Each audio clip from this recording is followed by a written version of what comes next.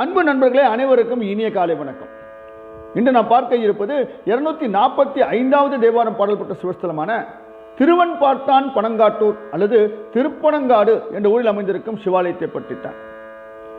இங்கு இருக்கும் இறைவனின் பெயர் பனங்காட்டீஸ்வரர், காலபுரீஸ்வரர், கிருபாநாதேஸ்வரர் என்றும் அழைக்கப்படுகின்றார்.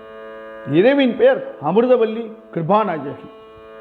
இந்த ஆலயத்திற்கு எவ்வாறு செல்வது? காஞ்சிபுரத்திலிருந்து சுமார் 7 கிலோமீட்டர் வந்தவாசி சாலையில் செல்ல ஐயன்குளம் கூட்டுச்சாலை வரும். அதில் வலதுபுறம் திரும்பி சுமார் 7 கிலோமீட்டர் நேராக செல்ல திருப்பனங்காட்டூர் குறுக்குச்சாலை சந்திப்பு வரும்.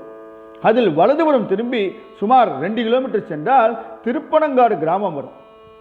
சற்றே கடந்து செல்ல ஆலயம் வருகின்றது. காஞ்சிபுரத்திலிருந்து பேருந்து வசதிகள் இருக்கின்றன. இந்த ஆலயத்தின் தலைவரலாற்றை பார்ப்போமா? மக்கள் வழக்கில் திருப்பனங்காடு என்று இந்த ஊர் அழைக்கப்படுகின்றது. சுந்தரரிடம் இறைவன் நான் பனங்காட்டிற்கும் வன்பாக்கத்துக்குமாய் இருப்பவன் என்று அருளியதால் புறவார் பனங்காட்டூரிலிருந்து வேறுபாடறியும் இந்த ஸ்தலத்தை வன்பார்த்தான் பனங்காட்டூர் என்று சுந்தரர் பாடியிருக்கின்றார். பனைமரக்காடாக இருந்தமையால் பனங்காடு, அதாவது தாளவனம் என பெயர் பெற்றது. வன்பாக்கம் எனும் ஊர் இந்த ஊருக்கு பக்கத்தில் இருக்கின்றது. அதுவே வெண்பாக்கம், வெம்பாக்கம் என்று அழைக்கப்படுகின்றது. ஆனால் வன்பாக்கம் பாடல் பெற்ற ஸ்தலம் அல்லது. திருப்பனங்காடு தான் பாடல் பெற்ற ஸ்தலம். கோவிலுக்கு எதிரில் உள்ள பெரிய குளம் சடாகங்கை என அழைக்கப்படுகின்றது. அகஸ்தியர் பூசித்த போது இறைவன் சடாமொழியில் உள்ள கங்கை தீர்த்தமாக வெளிப்பட்டதே இந்த சடாகங்கை என்று சொல்லப்படுகின்றது. இந்த ஸ்தலத்தில் கண்ம முனிவர் வழிபட்டதாகவும் சொல்கிறார்கள். ஊருக்கு சற்று தொலைவில் ஊற்று தீர்த்தம் இருக்கின்றது. சுந்தரருக்கு இறைவன் கட்டமுது உணவளித்த வரலாறு இந்த ஸ்தலத்துக்கு சொல்கின்றார்கள். ஆனால் பெரிய புராணத்தில் இந்த செய்தி இல்லை. இறைவன் அப்பொழுது தன் பாதத்தால் கிளறி உண்டாக்கிய தீர்த்தமே ஊற்று தீர்த்தம், அதாவது ஊற்றங்குழி என்று அழைக்கப்படுகின்றது. இந்த கோவிலில் முதலில் அகத்தியர் வழிபட்ட மூர்த்தியை தரிசிக்க வேண்டும். அகத்தியர் பூசித்த போது கோட்டை முனீஸ்வரர் பனை கனிகளை உதிரச் செய்ய அகத்தியர் அதையும் இறைவனுக்கு படைத்தமையால் இன்றும் பனைக்கனி, அதாவது பனம்பழம் கிடைக்கும் காலங்களில் சுவாமிக்கு நிவேதனம் செய்யப்படுகின்றது. இந்த ஆலயத்தின் அமைப்பை பார்ப்போமா? கிழக்கு நோக்கியுள்ள இந்த கோவிலுக்கு ராஜகோபுரம் கிடையாது. முகப்பு வாயில் மட்டுமே இருக்கின்றது. முகப்பு வாயில் வழியாக உள்ளே சென்றவுடன் வெளிப்பிரகாரமும் நேரே பலிபீடம், கொடிமரம், நந்தி மற்றும் அதை தொடர்ந்து 3 நிலை கோபுரத்துடன் உள்ள 2வது நுழைவாயில் இருக்கின்றது. இதன் வழியாக உள்ளே சென்றவுடன் நாம் எதிரில் காண்பது கிருபாநாதேஸ்வரர் சன்னதி. வெளிப்பிரகாரத்தில் உள்ள பலிபீடம், கொடிமரம், நந்தி ஆகியவற்றின் இடதுபுறம் மற்றும் ஒரு பலிபீடம், கொடிமரம், நந்தி இருக்கின்றது. இந்த 2வது கொடிமரத்தின் எதிரே ஆலயத்தின் உள்மதிலில் ஒரு சாளரம் இருக்கின்றது. உள் பிரகாரத்தில் கிருபாநாதேஸ்வரர் சன்னதிக்கு இடதுபுறம் தாளபுரீஸ்வரர் சன்னதி இருக்கின்றது. இந்த சன்னதிக்கு எதிரில் தான் உள்மதிலில் நாம் பார்த்த சாளரம் இருக்கின்றது. 2 மூலவர் சன்னதிகளும் கிழக்கு நோக்கி அமைந்திருக்கின்றன. இரு சுவாமி சன்னதிகளும் கஜபிருஷ்ட விமான அமைப்புடன் 3 கலசங்களுடன் விளங்குகின்றன. 2 மூலவர்கள் இவ்வாலயத்தில் இருப்பதைப் போலவே 2 அம்பாள் சன்னதிகளும் இருக்கின்றன. கைலை மலையின் சிவன் பார்வதி கல்யாணம் நடைபெறும் சமயம் தேவர்கள் எல்லோரும் அங்கு கூடியதால் பாரம் அதிகரித்து வடபுலம் தாழ்ந்து தென்புலம் உயர்ந்தது. அதனை சமன் செய்ய அகத்திய முனிவரை தென்திசை நோக்கி செல்லும்படி சிவபெருமான் பணித்தார். அதன்படி தென்திசை வந்த அகஸ்தியர் இந்த ஸ்தலத்தில் ஒரு சிவலிங்கத்தை ஸ்தாபித்து வழிபட்டார். அகஸ்தியர் ஸ்தாபித்து வழிபட்ட ஈசன் தாளபுரீஸ்வரர் என்ற பெயரில் இங்கு பக்தர்களுக்கு அருள்பாலிக்கின்றார். இச்சன்னதி துவார வாயிலின் முன்னால் ஒருபுறம் அகஸ்தியர் உருவமும் மறுபுறம் பனைமரமும் கல்லில் செதுக்கப்பட்டிருக்கின்றன.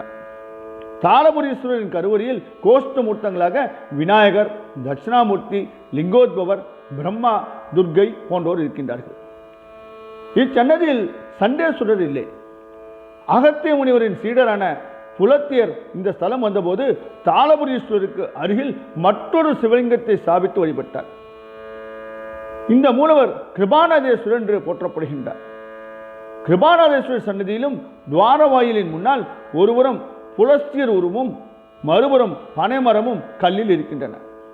கிருபாநாதேஸ்வரரின் கருவறையில் கோஷ்டமூர்த்தங்களாக தட்சிணாமூர்த்தி, மகாவிஷ்ணு, பிரம்மா போன்றோர் இருக்கின்றார்கள்.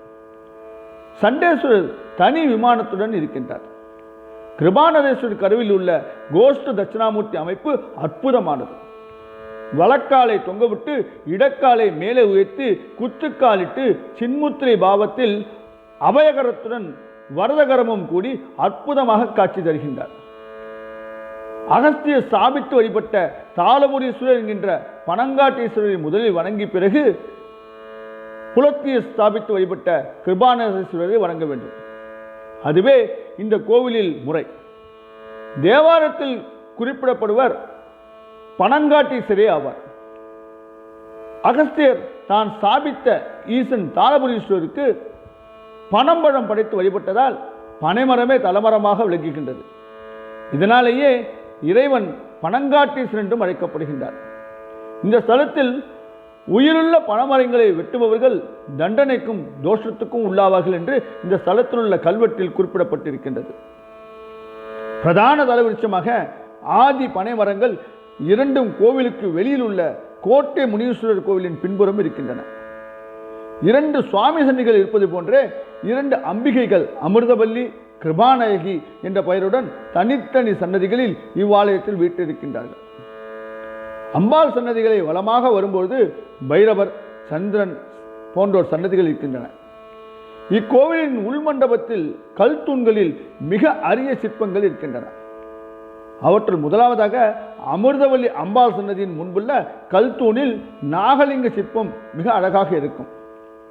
இரண்டாவதாக உள்வாயிலுக்கு வெளியில் உள்ள ஒரு தூணில் ராமருடைய சிற்பம் இருக்கின்றது.